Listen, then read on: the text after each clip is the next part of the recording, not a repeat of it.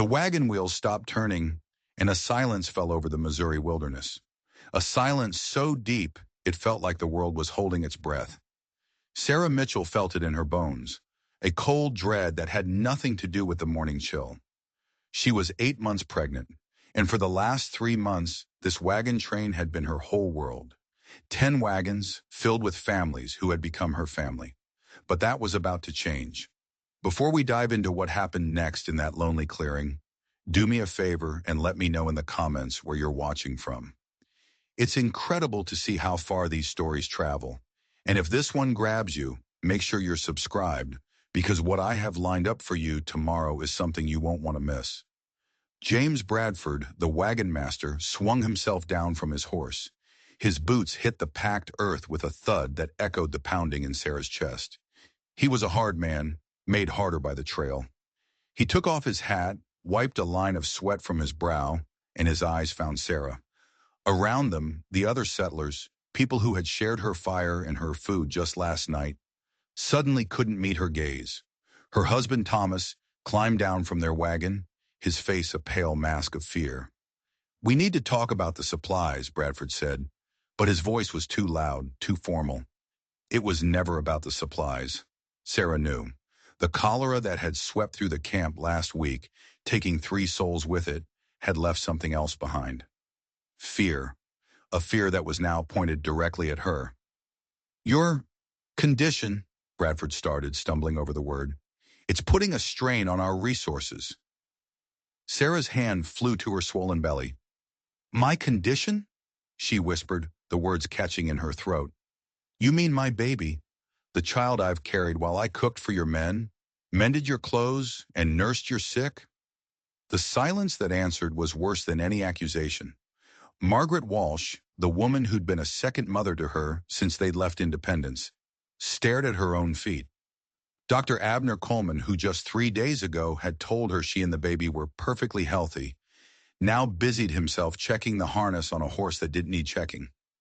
Thomas stepped forward, his hands shaking.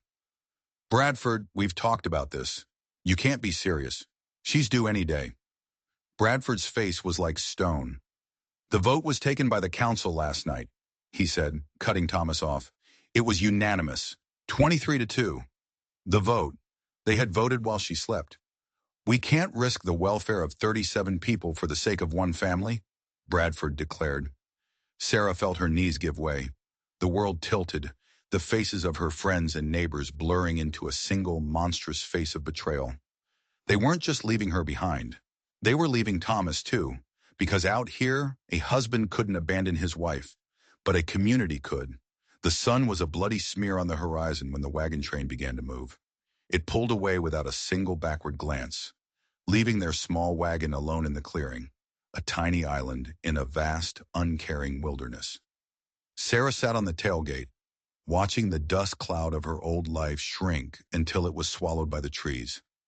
She hadn't known abandonment could feel so physical, like a limb being torn from her body. The ruts in the dirt from the other wagons were already starting to disappear, as if they had never been there at all. "We have supplies for about 10 days, Thomas said, his voice trying for a steadiness it couldn't find. "Maybe 2 weeks if we're careful." "And then what?" Sarah asked, her hand resting on her belly. The baby was kicking furiously, a tiny prisoner raging against its mother's despair. Thomas put an arm around her, but it felt weak, uncertain. "Fort Davidson is about 50 miles southwest. We could—" His words were cut short by a sharp, searing pain that shot through Sarah's entire body. She gasped, her fingers digging into the rough wood of the wagon. The world narrowed to a single point of agony. Thomas's face went ghost white. "How long?" he asked, his voice a panicked whisper. "That's the 3rd one this morning," she admitted, breathing through the receding wave of pain. "They're about 20 minutes apart." "Why didn't you tell me?" "Because," she said, tears finally welling in her eyes. Bradford was looking for any excuse. Thomas ran a hand through his hair, a gesture of pure panic. Okay, we need shelter. The wagon's not enough. Not for when the baby comes." They spent the next hour in a frantic search, the contractions coming closer, stealing Sarah's breath and her strength. They found a shallow cave, damp and dark, but better than nothing. As Thomas went to bring the wagon closer, the sky opened up, a cold, miserable rain beginning to fall. Sarah leaned against the cold rock of the cave entrance, another contraction ripping through her. She bit her lip to stifle a scream. The settlers had always talked about the dangers out here. Wolves, bears, raiders, and the Shawnee, who they said were the most dangerous of all. The snap of a twig made her spin around, her heart hammering against her ribs. And that's when she saw him. He was standing at the edge of the clearing, materializing from the forest like a ghost. He was tall, dressed in buckskins that seemed to be woven from the shadows themselves.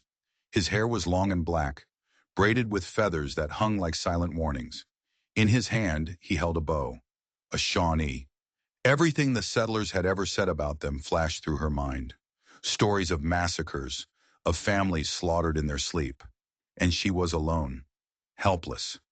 Her husband was gone, and her body was betraying her with the relentless rhythm of childbirth.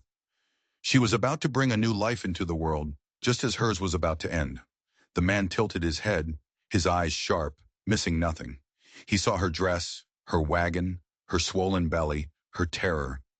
He said something in a language that flowed like river water, words she couldn't understand but whose meaning was unmistakable. He was questioning her, demanding to know what she was doing on his land.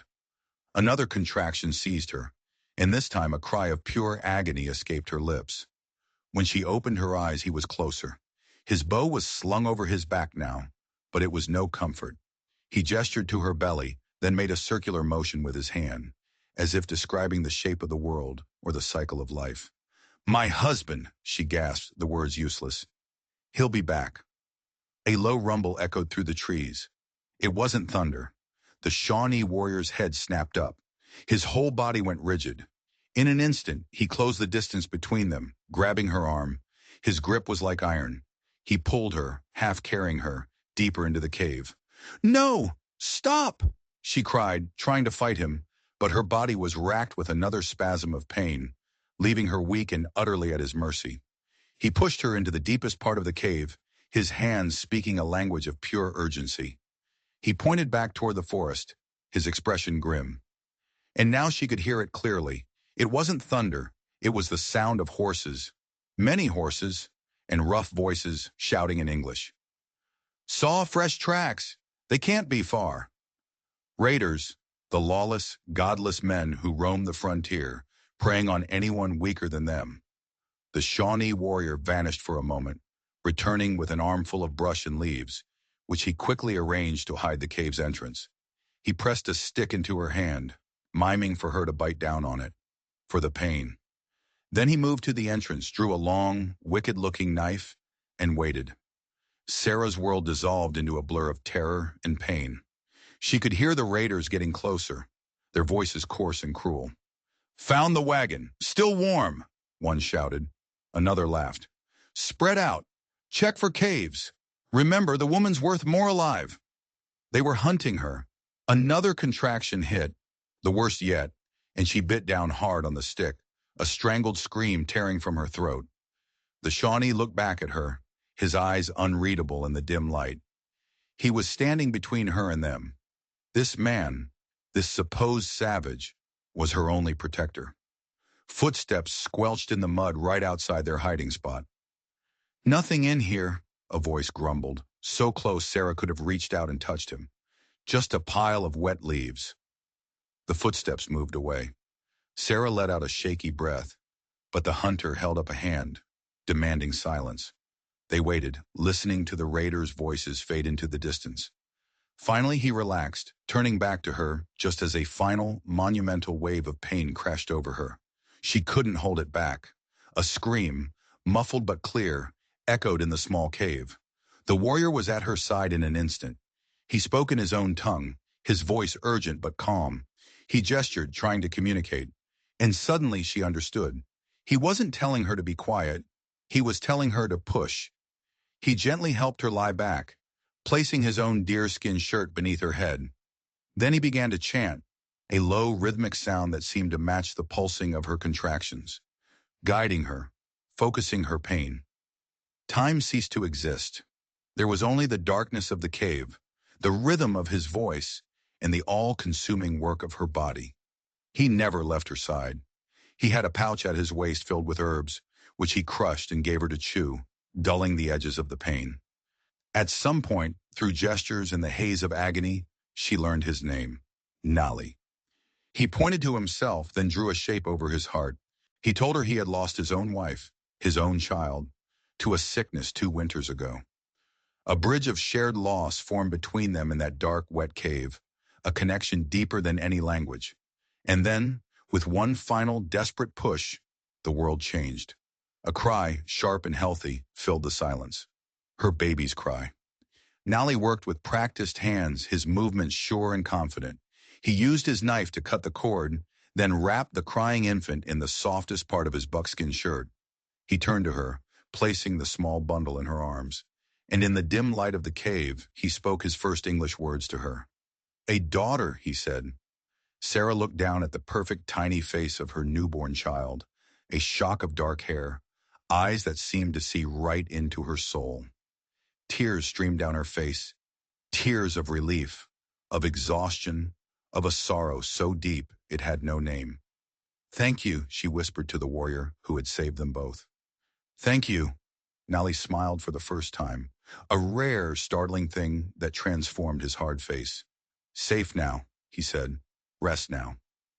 As Sarah drifted into a sleep deeper than any she had ever known, her daughter nursing at her breast, the last thing she saw was Nali's silhouette in the mouth of the cave, a silent guardian keeping watch as the storm passed and a new uncertain day dawned. When Sarah awoke, the world felt wrong. The light filtering into the cave was the deep orange of sunset. A full day had passed.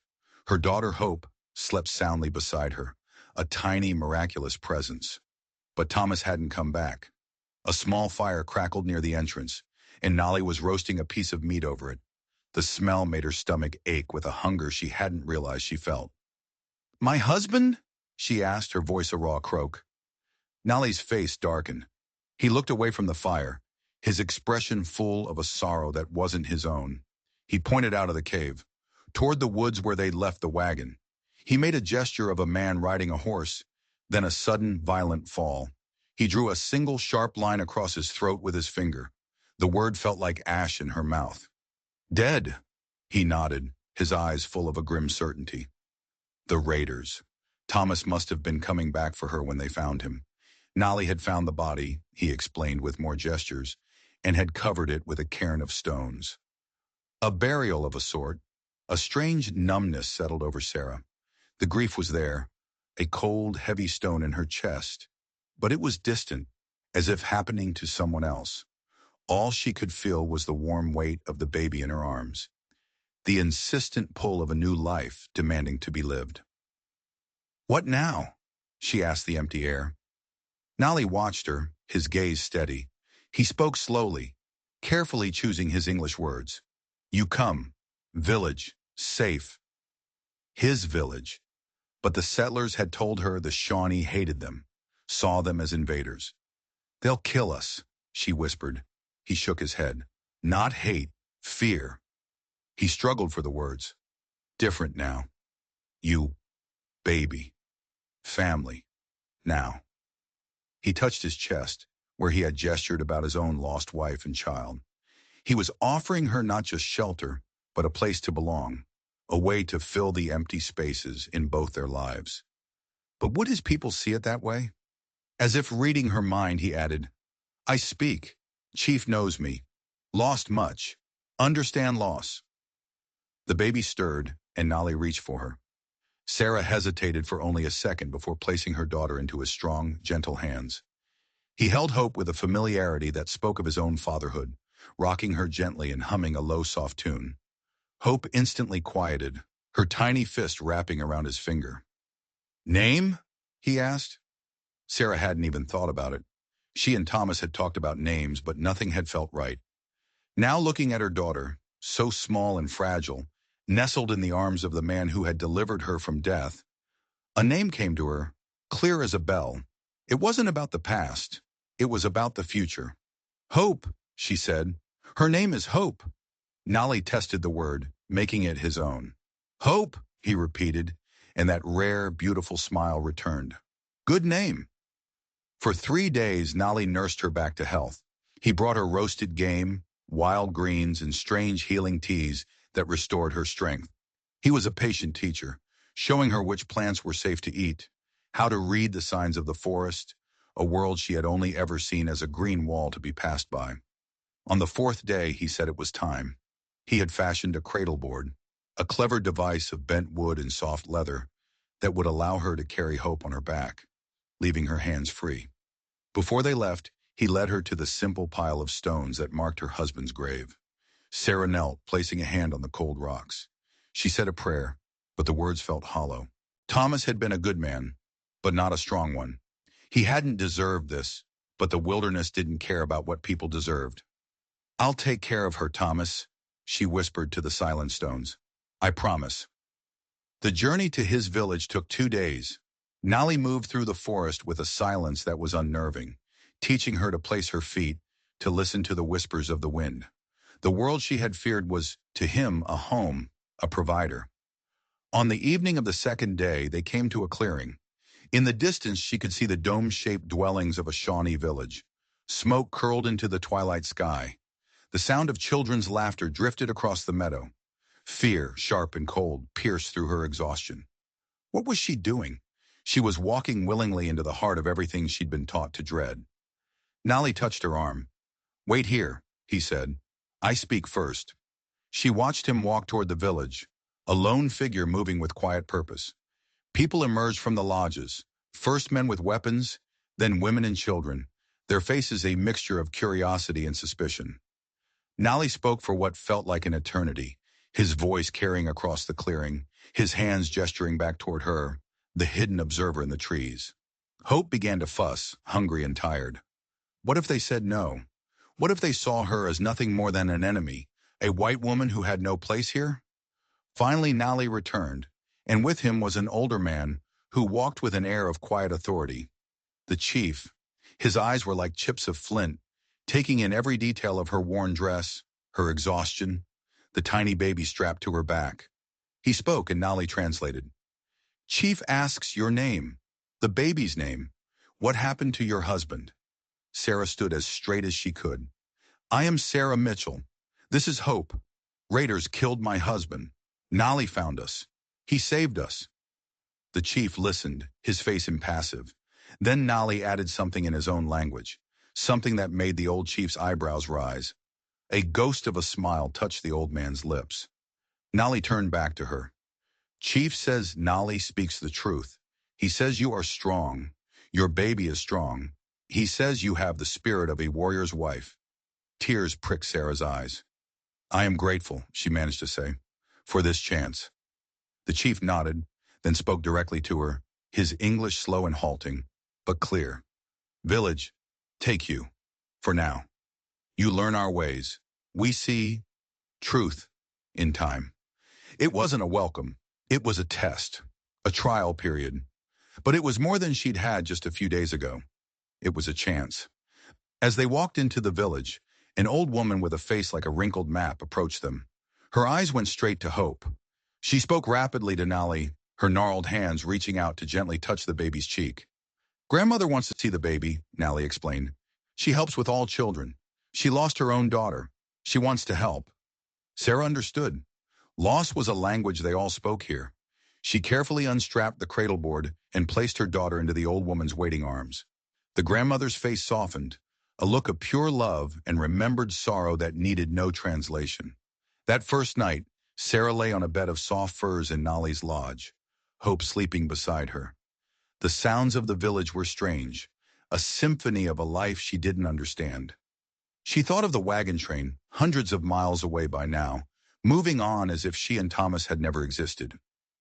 They had voted her out, cast her away as a burden. Here in this village of strangers, of supposed enemies, she had been taken in. She had a protector, a community willing to give her a chance, and a daughter, her beautiful Hope, cooing softly in her sleep. The future was a terrifying, unknown country. But for the first time since the wheels of that wagon had stopped, it felt like a country she might just survive. Tonight she was safe. Tonight she had a home. The seasons turned, and the Missouri wilderness became Sarah's new teacher. The harsh lines of her old life blurred, replaced by the rhythms of the Shawnee village. Autumn painted the forest in fire and gold, and Sarah learned to see it not as a backdrop, but as a pantry. She learned which roots to dig, which berries were safe, how to read the coming winter in the thickness of a squirrel's coat. Her hands, once accustomed to needlepoint and fine cloth, grew calloused and capable. She learned to scrape hides, to weave baskets tight enough to hold water, to stitch moccasins with an awl and sinew. Her guide in this new world was Singing Bird, the old grandmother who had first held hope. The woman had lost her own family to sickness and saw in Sarah and Hope a chance to fill the empty spaces in her heart. She was a patient, demanding teacher, communicating through gestures and a growing vocabulary of shared words. Sarah's biggest challenge was the language. It was a river of sounds and meanings completely alien to her. The children were her best teachers. They would giggle at her clumsy attempts, repeating words over and over with endless patience, correcting her until the strange syllables began to feel natural on her tongue. Her old life felt like a dream. She would sometimes catch herself thinking of Margaret Walsh or Dr. Coleman, and their faces would seem faint, like old photographs left out in the sun. They had cast her out to die, a calculation of risk and resources. Here she was judged not by what she consumed, but by what she contributed. Every basket she wove, every meal she helped prepare, was a thread tying her more tightly to the fabric of the community. But acceptance wasn't universal. There were whispers, glances that held suspicion. One day a young warrior named Black Elk, whose brother had been killed by settlers, confronted her. He stood before her, his arms crossed, his eyes burning with a cold fire. "Why are you here, white woman?" he demanded in broken English. "Do you spy for your people?" Before Sarah could answer, Nolly stepped between them. But Sarah put a hand on his arm, stopping him. This was her fight. She had to answer for herself. She looked Black Elk directly in the eye, her voice clear and steady in the Shawnee tongue she had worked so hard to learn. "My people left me to die," she said. "Your people gave my daughter life. My heart lives where my daughter is safe." Black Elk stared at her for a long moment, the anger in his eyes warring with a reluctant respect. He said nothing, but after that day the whispers began to fade. She had spoken not as a white woman, but as a mother, and that was a language even a warrior could understand. One afternoon, as the first snows of winter began to fall, a cry went up from the edge of the village. Two riders were approaching, not warriors, traders. One was a French trapper, the other a Delaware man who served as his interpreter. They brought news from the settlements, news that made Sarah's blood run cold. "They ask of a woman," Nolly translated, his voice low. "A woman with a new baby, lost from a wagon train. They say settlers are searching for you." The past she had buried was clawing its way back. The chief, Gray Fox, called a council of the village elders. Sarah wasn't invited, but she waited in her lodge, her heart pounding a frantic rhythm against her ribs. Were they going to give her up? After everything, would they hand her back to the world that had thrown her away? The flap of the lodge opened, and Nolly entered, his face grim. "The council has decided," he said. Sarah held her breath. "They say the choice is yours." The next morning, 5 men rode into the village clearing.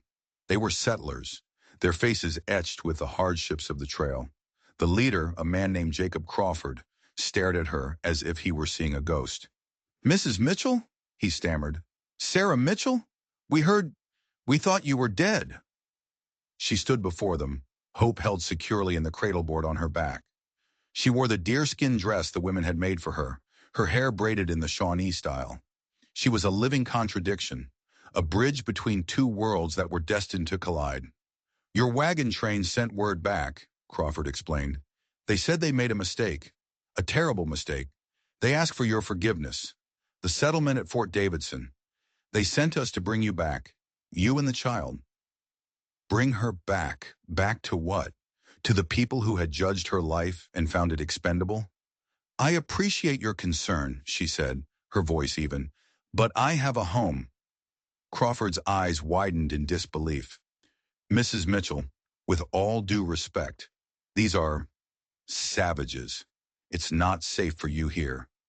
Before she could respond, Gray Fox stepped forward. "The woman and child were saved from death," the chief said in his careful English. "They share our fire. They are family. This is our way." The tension in the clearing was thick enough to cut with a knife. This was it, the moment of decision. She could go back with them, back to a world she understood, a world of wooden houses and iron rules. Or she could stay here, in this wild, uncertain place that had shown her more kindness than she had ever known. She looked at Crawford, then at the faces of the villagers standing behind her. Singing Bird, Gray Fox, Black Elk, Nolly, her family. "Tell them," she said to Crawford, her voice ringing with a clarity that surprised even her, "that Sarah Mitchell died in the wilderness. The woman who stands before you belongs to the Shawnee. My daughter will grow up knowing the wisdom of two peoples, but her home is here." She paused and then added, "Tell them I have found my people." Crawford and his men stared at her, their faces a mixture of confusion and pity. They saw a woman who had lost her mind to grief and hardship. They couldn't see the truth. They couldn't see that she hadn't been captured. She had been saved. As the settlers rode away, their backs stiff with disapproval, a new sense of peace settled over Sarah. The final thread connecting her to her old life had been cut. She had made her choice. That night the village celebrated, not with a wild party, but with a quiet, solemn gathering around the central fire. Gray Fox stood and spoke, his voice carrying the weight of generations. "Today," Nolly translated softly beside her, "a daughter of two worlds chose her path. She is no longer a visitor. She is family. Singing Bird claims her as a niece. The village accepts this. A niece, a place in the intricate web of kinship that held their world together." Tears streamed down Sarah's face. But for the first time in a long time, they were not tears of sorrow. They were tears of belonging. Later, as she lay in the quiet dark of the lodge, Hope sleeping soundly beside her, she thought about the impossible journey that had brought her here. She had been stripped of everything, her husband, her community, her identity. And in the emptiness, she had found a new life, a life that was harder, wilder, and more uncertain than anything she had ever imagined. But it was real, and it was hers. Outside, a wolf howled, a lonely, defiant cry in the vast darkness. It wasn't a threat. It was a declaration. "I am here. I survive." Sarah closed her eyes and listened. She understood. The years that followed were a crucible, forging Sarah into someone the woman from the wagon train would never have recognized. She became a healer, learning from Blue Wing, the village medicine woman, the secrets of the forest that no white doctor could comprehend. She learned to listen to the plants, to understand their spirits, to combine their ancient power with the sterile logic of the medicine Dr. Coleman had taught her. She became a bridge, not just for herself, but for her entire community. Her unique position made her invaluable. When new settlers pushed deeper into their territory, it was Sarah who could speak to them, who could translate not just words but worldviews. She negotiated treaties for grazing rights and trade, her arguments carrying the weight of two cultures. She taught the Shawnee how to inoculate their children against smallpox, and she taught the settlers which native crops could survive the harsh Missouri winters. She was an anomaly, a woman who belonged nowhere and everywhere at once. Her relationship with Nolly deepened, evolving from one of gratitude and protection into a quiet, powerful partnership. They were two people who had both lost everything, who had found in each other a way to rebuild. They raised Hope together, a child of two worlds, fluent in two languages, comfortable in a deerskin dress or a calico one.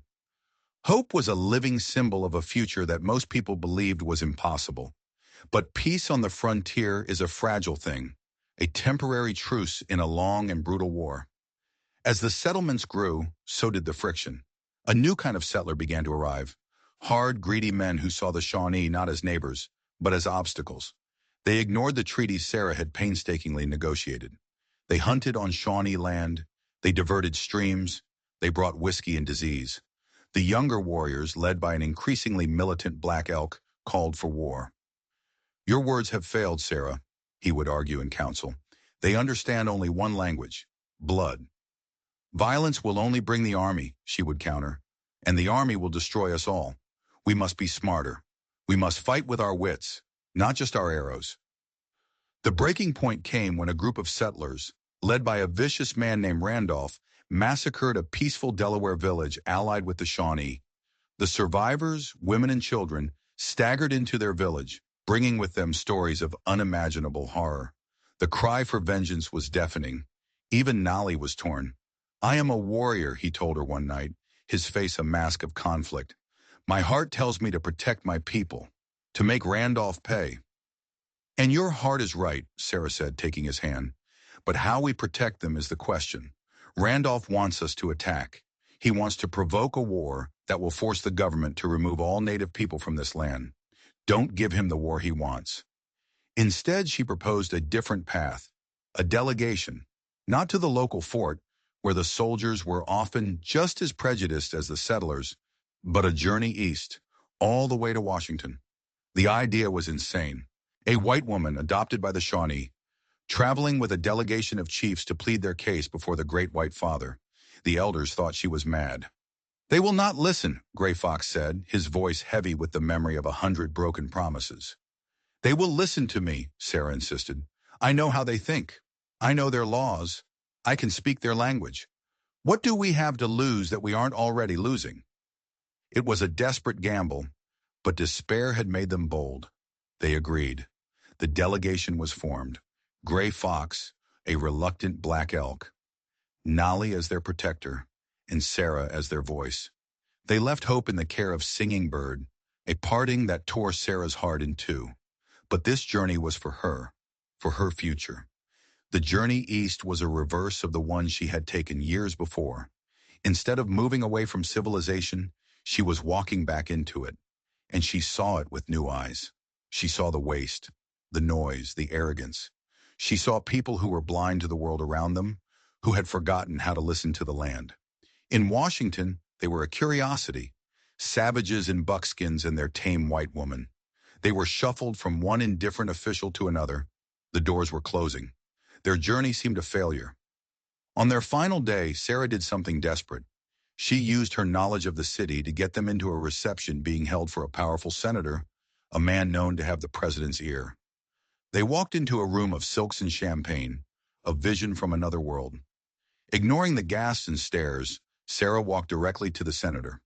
"Senator," she said, her voice clear and strong, "my name is Sarah Mitchell. These men are the leaders of the Shawnee Nation. Their people are being murdered, and your government is doing nothing. I have come to ask you why." The senator, intrigued by her audacity, listened. For an hour, Sarah spoke. She didn't speak of treaties or laws. She spoke of families, of children, of a way of life being systematically destroyed. She told her own story, of being abandoned, of being saved, of the family she had found. She made him see them not as savages, but as human beings. Something shifted in the room. The whispers died down. People listened. They didn't get a new treaty. They didn't get a promise of military protection. But they got something more important. They got a powerful man's attention. An official investigation was launched into Randolph and his men. The illegal sale of whiskey was curtailed. It wasn't victory, but it was a foothold. It was a stay of execution. They returned to their village not as conquerors, but as survivors who had bought their people a little more time. But Sarah knew it was only a matter of time. The tide of history was relentless. The final confrontation came a year later. Randolph, acquitted by a corrupt frontier court, returned with a private army, determined to wipe the Shawnee off the map. He laid siege to the village. They were outnumbered, outgunned. "Now we fight," Nolly said. And this time Sarah agreed. But they fought on their own terms. They used their knowledge of the forest, the terrain. They became ghosts, striking and fading back into the trees. Sarah organized the women, turning the village into a fortress, tending the wounded with a skill that seemed almost magical. She fought alongside them, no longer just a healer, but a leader, a warrior in her own right. The siege lasted for weeks. Their supplies dwindled. Their hope began to fade. One morning, as the fog lay thick in the valley, a new sound reached them, a bugle call. But it wasn't Randolph's men. Through the mist they saw them, blue-coated soldiers. The army had arrived. The investigation in Washington had finally borne fruit. Randolph, now acting as an illegal militia, was a direct challenge to federal authority. The battle was short and brutal. Randolph's men, caught between the Shawnee warriors and the U.S. Army, were crushed. In the aftermath, Sarah stood in the center of her battered village, watching the soldiers round up the prisoners. The army captain, a young weary man from the east, approached her. "Mrs. Mitchell," he said, his eyes full of a confused respect, "I've read the reports. I don't know whether to arrest you or give you a medal." Sarah looked at Nally, at Hope, who was running toward her, at the faces of her people, Shawnee and Delaware, all of them looking to her. She had been abandoned by one world and had fought to protect another. She had been a victim, a survivor, a healer, a diplomat, a warrior. "I'm not Mrs. Mitchell," she said to the captain. "I am Hekaleshi, the one who bridges sacred spaces. And this," she said, sweeping her arm to encompass the smoking lodges, the weary warriors, the hopeful faces of the children, "is my home." The army left. The village rebuilt. The peace that followed was not perfect, but it was a peace they had bled for, a peace they had earned. The story of the Shawnee and their white leader became a legend on the frontier, a strange tale of survival and adaptation. Their valley became a unique place, a crossroads where two cultures met not in conflict, but in a fragile, hard-won balance. Sarah and Nally grew old together, watching their daughter, Hope, grow into a leader even more remarkable than her mother. Hope would go on to negotiate with presidents, to found schools where children learned both English and Shawnee, to carry the legacy of the bridge her parents had built into a new century. The wagon train that had left Sarah for dead rolled on into history, its members forgotten, their names lost to the dust. But the woman they had abandoned had done more than survive. She had built a nation. The story doesn't end there, of course. True stories never do. If you were captivated by Sarah's journey, I have two more incredible stories of survival and courage waiting for you right on the screen. Click on one of them. You won't be disappointed. And if you haven't already, please subscribe and turn on that notification bell. It's the best way to make sure you never miss another story from our growing community. Thanks for watching.